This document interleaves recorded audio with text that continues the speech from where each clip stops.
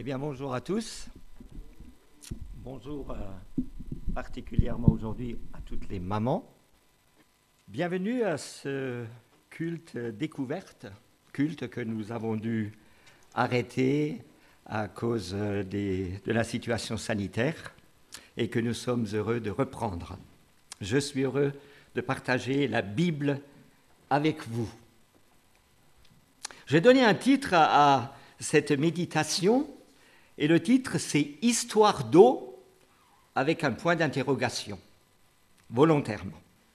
Et nous prenons la lecture où il est question d'eau, dans Jean 4, verset 3, et nous lisons.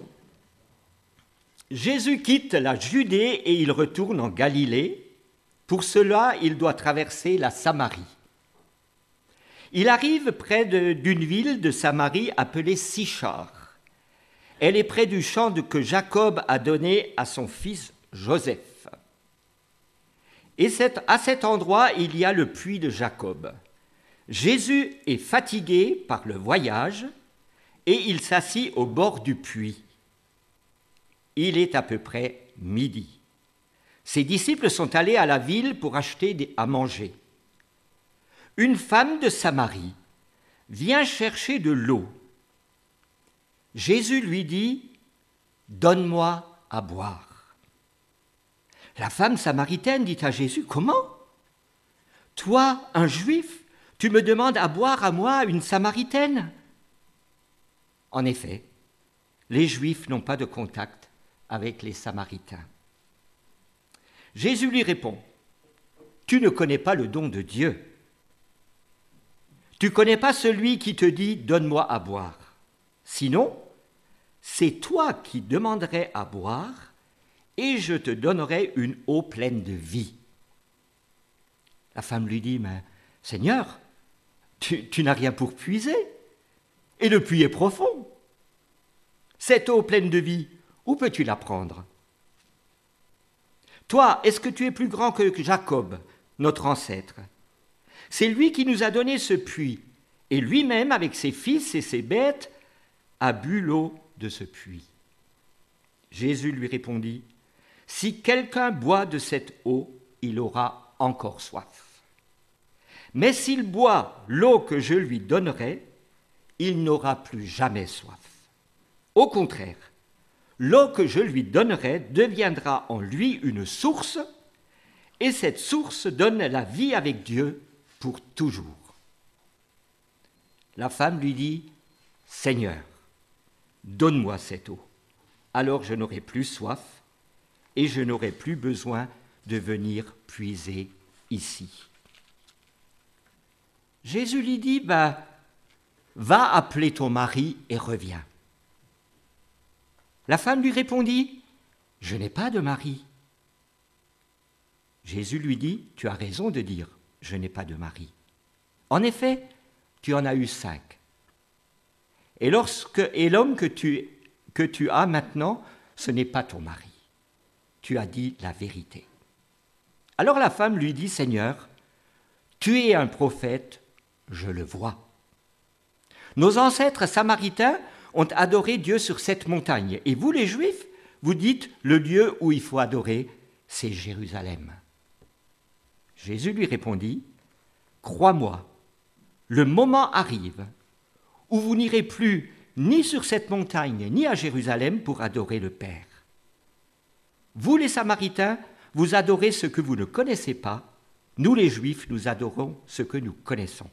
En effet, le salut de Dieu que Dieu donne vient des Juifs. Mais le moment arrive, et c'est maintenant, où Dieu donne son esprit. Alors ceux qui adorent vraiment le Père vont l'adorer avec l'aide de l'Esprit Saint et comme le Fils l'a montré. Oui, le Père cherche des gens qui l'adorent de cette façon. Ils doivent l'adorer avec l'aide de l'Esprit Saint et comme le Fils l'a montré.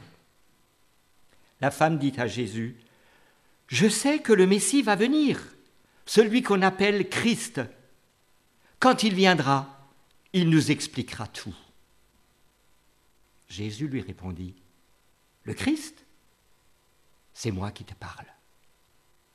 À ce moment-là, ses disciples reviennent. Ils sont étonnés parce que Jésus parle avec une femme. Pourtant, personne ne lui demande « Qu'est-ce que tu veux ?» ou « Pourquoi est-ce que tu parles avec elle ?» Alors la femme laisse sa cruche à cet endroit.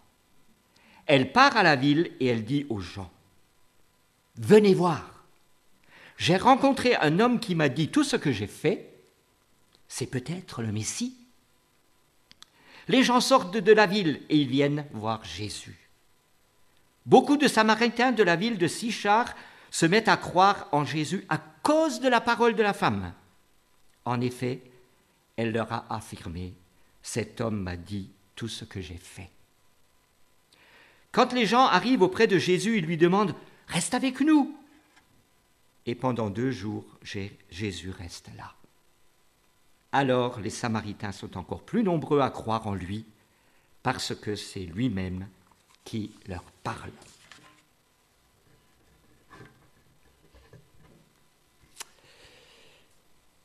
Nous sommes ici dans la ville de Sychar en Samarie, et c'est une province d'Israël. Aujourd'hui, cette ville, elle s'appelle Naplouse. Mais au temps de Jésus, il y avait au nord la Galilée, au sud la Judée où il y avait Jérusalem, et entre ces 2 provinces, il y avait la Samarie. Et les Juifs qui voulaient aller de Judée en Galilée devaient traverser la Samarie. Mais les Juifs très pieux avaient peur de se salir avec ces Samaritains qu'ils méprisaient. Alors ils préféraient traverser 2 fois le Jourdain et monter en Galilée de l'autre côté est du Jourdain. Mais qui étaient donc ces Samaritains ? À partir de 722 avant Jésus-Christ, les Assyriens ont conquis Israël et emmenèrent en captivité une partie de la population de Samarie, et ils les ont remplacés par d'autres qu'ils ont amenés sur place. Alors, au bout de plusieurs années, il y a eu des mariages de ces païens et des Juifs restés sur place. Ils ont développé leur propre religion, qui était en partie basée sur les idées païennes et en partie sur le judaïsme. Ils ont même bâti leur propre temple sur le mont Garizim. Ils avaient leur propre langue et leur propre version de l'Ancien Testament, et ils utilisaient que les 5 premiers livres de la Bible. Pour les Juifs, les Samaritains sont un mélange de race, de religion et de culture, et ils ne peuvent pas le supporter. Alors qu'on se détournait de Samarie, Jésus y est passé volontairement. Lui, il est au-dessus des barrières douanières, raciales, culturelles, politiques, religieuses et sociales. Voilà pour situer le contexte. Avec ce texte que nous avons lu, nous allons essayer de comprendre un petit peu le fonctionnement de notre Dieu. Et plus précisément, comment il s'y prend pour visiter les humains que nous sommes. L'apôtre Jean, qui a écrit cet évangile bien après les 3 autres évangélistes, Matthieu, Marc et Luc, y ajoute certains événements qu'il juge utiles pour bien expliquer, pour bien que nous tous puissions comprendre comment Dieu s'approche de nous, les humains. Ainsi, il est le seul à raconter le premier miracle opéré par Jésus. C'était à un mariage à Cana, en Galilée. Le vin vint à manquer et Jésus changea l'eau en un excellent vin. Il est le seul à raconter la rencontre avec Nicodème, un religieux, connaisseur des Écritures et de la loi juive, et à qui Jésus explique la nouvelle naissance que nous devons tous expérimenter. Et il est aussi le seul à raconter l'histoire de la Samaritaine. Nous découvrons donc que Jésus a un objectif, et c'est l'objectif de notre Dieu. Dieu veut que tous les hommes soient sauvés. Les Juifs, de leur côté, avaient mal compris le plan de Dieu. Ils pensaient que le Messie promet était uniquement pour le peuple juif. Alors si les Samaritains croyaient autre chose, ça les laissait froids. Et ils avaient même un certain mépris lorsqu'ils parlaient des Samaritains. Et Jésus, après son enseignement du peuple juif, va faire cette démarche qui choque. Il ne se détourne pas de la Samarie, mais il s'y arrête. Attitude nouvelle qui dérange ses compatriotes et qui surprend les Samaritains. Lorsque nous lisons ces textes dans lesquels nous est racontée la vie de Jésus, nous remarquons que le Christ a toujours un objectif. Il veut approcher les personnes, soit pour les enseigner, soit pour les édifier, soit pour les guérir, mais surtout pour les aimer. Il approche les personnes en les rejoignant dans leur vie de tous les jours, leurs peines, leurs difficultés, leurs maladies, leurs mauvais choix, leur égarement. Et nous remarquons dans les évangiles que Jésus conduit ceux qu'il rencontre vers une libération du corps, une libération de l'âme, une libération de l'esprit. Il remet les personnes en route, en marche, mais pas n'importe comment, ni vers n'importe quelle destination. Alors comment Jésus s'approche-t-il de cette femme ? Vous savez, Dieu a sa façon à lui de nous retenir. Il utilise parfois la maladie, un accident, la perte d'un emploi, le départ d'un être cher, une trahison ou un échec quelconque. Mais il utilise aussi des événements heureux. C'est sa façon à lui de nous dire « J'ai quelque chose à te dire ». Jésus attend donc cette femme que tous évitent. Cette femme est seule. Elle vient puiser son eau lorsque tous font la sieste. Et Jésus va utiliser sa soif pour l'interpeller. Ce n'est donc pas vraiment une histoire d'eau, c'est pour ça que j'ai mis un point d'interrogation, mais plutôt une histoire de contact, de rencontre. Remarquons au passage que Jésus est fatigué, il a soif, il laisse ses disciples s'occuper d'acheter la nourriture. Il aurait pu faire un miracle, comme à Cana par exemple. Mais Jésus avait un rendez-vous crucial pour lequel il devait être seul. Alors pourquoi Jean ajoute ce texte ? Parce que cette histoire doit nous servir à expliquer l'amour incommensurable de notre Dieu. Et comment opère-t-il ? Nous allons le voir en 3 points. Premièrement, Jésus nous rejoint dans notre situation présente. Cela peut être une situation choisie, une vie dissolue, une addiction, ou alors une situation que nous subissons, une agression, une épreuve, une séparation. Jésus demande à cette femme un service. C'est comme ça qu'il l'approche. Et ce service va la valoriser. Donne-moi à boire. Ce simple service demandé va opérer chez cette femme, enfermée dans ses erreurs et ses peines, un déblocage. Et elle va adhérer à un échange culturel. Elle lui dit « Comment, toi un juif, tu me demandes à boire, à moi, une Samaritaine ?» En gros, elle dit « Tu t'intéresses à une femme comme moi ?» En effet, son comportement avec les hommes l'a éloignée de la vie sociale, de la vie culturelle et même de la vie cultuelle. Et voilà qu'un juif dialogue avec une Samaritaine et cette discussion va être fructueuse. Oui, Jésus est venu pour toutes les brebis perdues de la terre. Et ce même Jésus passe chez nous aujourd'hui, ce matin, selon cours. Et il s'arrête de la même façon. Que nous dirait-il ce matin pour un premier dialogue? Il pourrait dire à l'un, tu cherches du travail? Tu as peur de la mort? À un autre, tu as des difficultés dans ton couple ou avec tes enfants? Ou alors, tu cherches un conjoint? Ou encore, tu es malade? Il est toujours le même. Et c'est avec cette délicatesse qu'il s'adresse à chacun de nous pour nous retenir.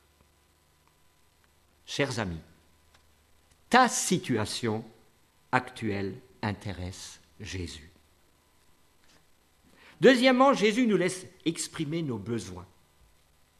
Nous avons cité tout à l'heure un besoin de vin lors des noces de Cana et un besoin de comprendre de Nicodème.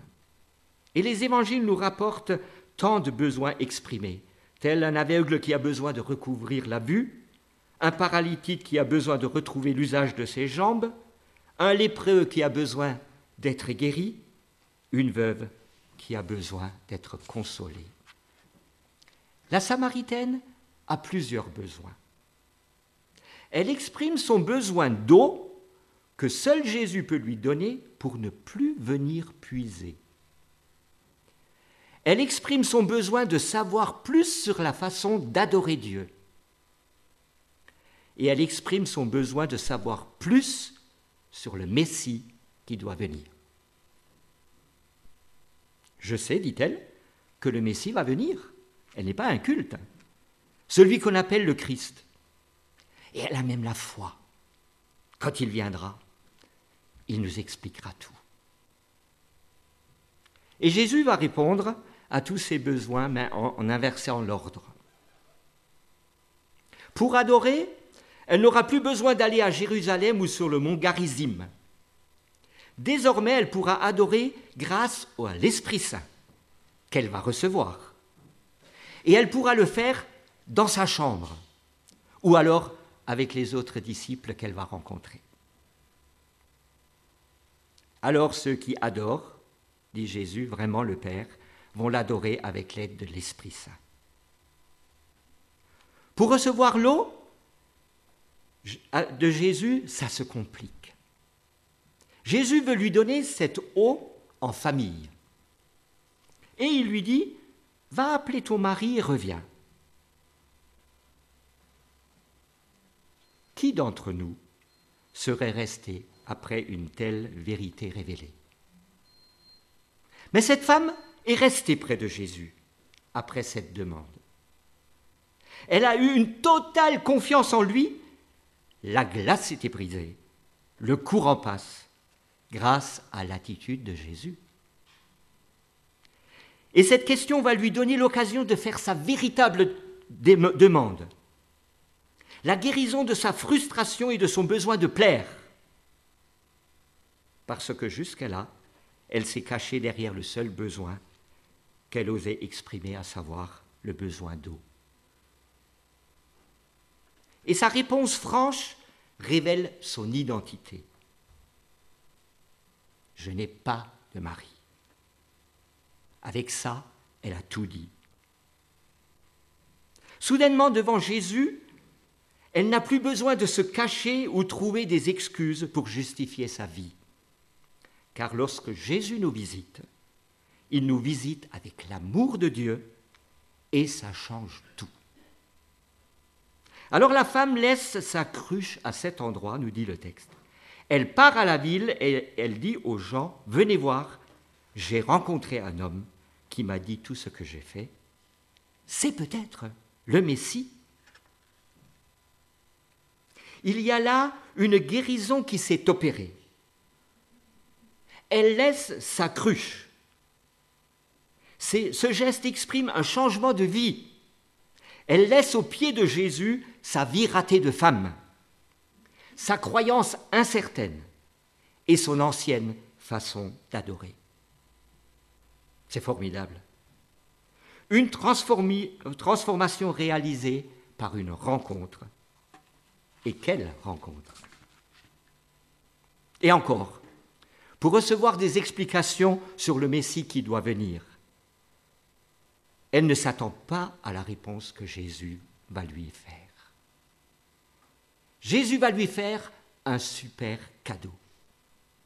Rendez-vous compte, elle va être la première personne à qui Jésus va révéler sa vraie identité de Messie. Il lui dit, le Christ, c'est moi qui te parle. Waouh! Jésus fait ce cadeau à une femme, une étrangère, une mise de côté.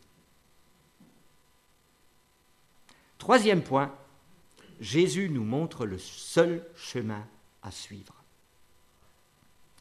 Jésus fait un pont entre Juifs et Samaritains. Son message est pour toute race, tout peuple et tout être humain.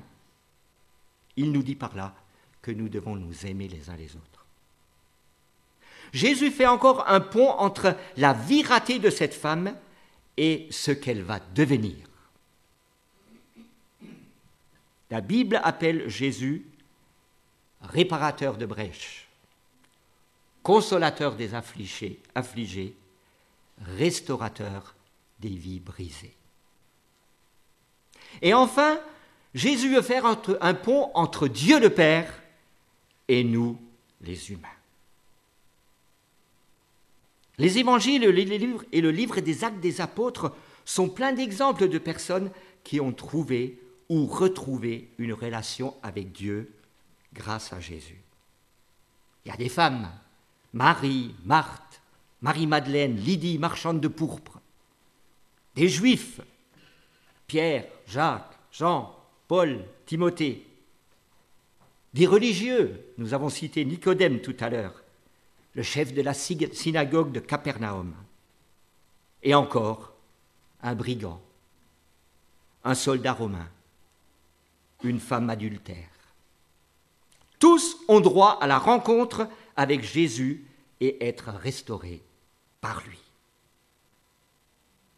Vous avez cependant remarqué que Jésus ne passe pas sur le péché de la Samaritaine. Il le dénonce avec amour pour lui donner le moyen de recevoir le pardon, d'être guéri et restauré, de changer de vie et finalement devenir à son tour un témoin. Sur ces 4 points, je voudrais simplement terminer. Le pardon. Chers amis, notre Dieu est saint et il ne peut pas tolérer le péché, quel qu'il soit. Mais il a pensé à la remise de peine. Plus, il est celui qui veut effacer nos fautes. Il y a cependant une condition pour cela. Reconnaître nos fautes et les confesser. Lui dire que nous avons essayé de vivre sans tenir compte de ses commandements et de sa volonté d'être notre Dieu. Deuxièmement, la guérison et la restauration. Lorsque Jésus intervient dans une vie, ça se voit. Si les personnes de Sychar ont écouté et suivi cette Samaritaine, c'est qu'ils ont vu la transformation que sa rencontre avec le Christ a provoquée. Et miracle, en un clin d'œil, ces habitants qui refusaient de côtoyer cette femme l'ont suivie pour rencontrer ce qui a pu changer sa vie. Parce que c'était plus une femme, parce que cette femme, il ne la reconnaissait plus. Elle ne se cachait plus. Elle était rayonnante. Elle donnait envie d'en savoir plus. Troisième point, le changement de vie. C'est la conversion. Faire demi-tour, renoncer à sa vie sans Dieu et vivre désormais avec lui. Si c'est votre choix, Jésus va demeurer dans vos vies par son esprit. Vous serez désormais appelés enfants de Dieu. Vous commencerez une vie nouvelle et éternelle qui est l'espérance chrétienne. Et quatrièmement, témoignage. Elle invite ses compatriotes à venir voir. Et c'est ce que nous faisons, nous, à travers ces cultes découvertes. Venez voir. C'est la mission que Jésus nous confie en Église et personnellement. Chers amis, lorsque tu dis oui à Jésus, il te donne son esprit, et c'est l'eau vive qui jaillira jusque dans la vie éternelle. Finalement, oui, notre méditation est bien une histoire d'eau.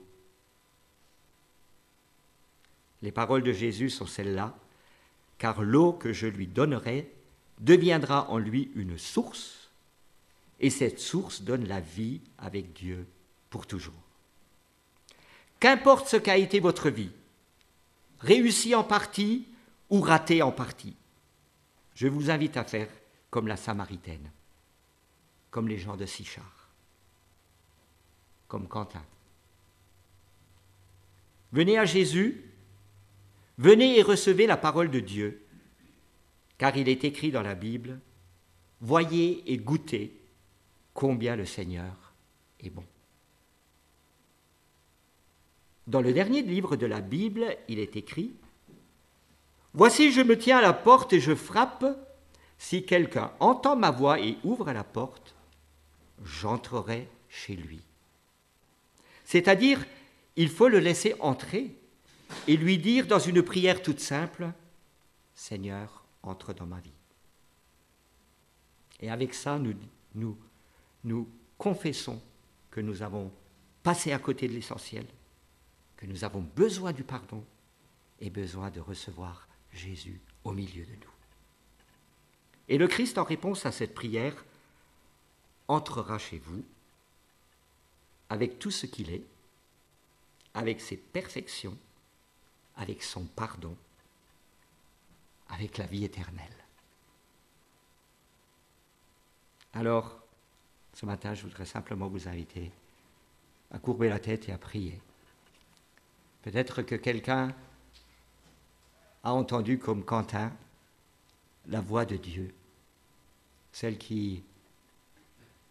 qui vient et s'approche de nous. Mais peut-être qu'il y a aussi quelqu'un qui a laissé un peu tomber, Quentin en a parlé aussi, et a besoin de revenir. Alors, simplement, nous voulons nous tenir dans la prière et, Seigneur, nous voulons te dire merci parce que tu es celui qui nous rejoint encore ce matin. Tu ne nous rejoins pas en nous montrant du doigt, tu nous rejoins dans nos difficultés et peut-être dans nos mauvais choix. Mais qu'importe, tu viens avec tout ton amour, tu viens avec ton pardon, tu viens avec ta réconciliation, tu viens donner une vie nouvelle. Tu viens nous aider à faire demi-tour ou à revenir vers toi. Alors nous te disons, nous avons besoin de toi. Et peut-être quelqu'un dans le fond de son cœur va dire, Seigneur, je te reçois dans ma vie comme sauveur personnel. Pardon d'avoir passé à côté, mais aujourd'hui, je veux marcher avec toi. Amen.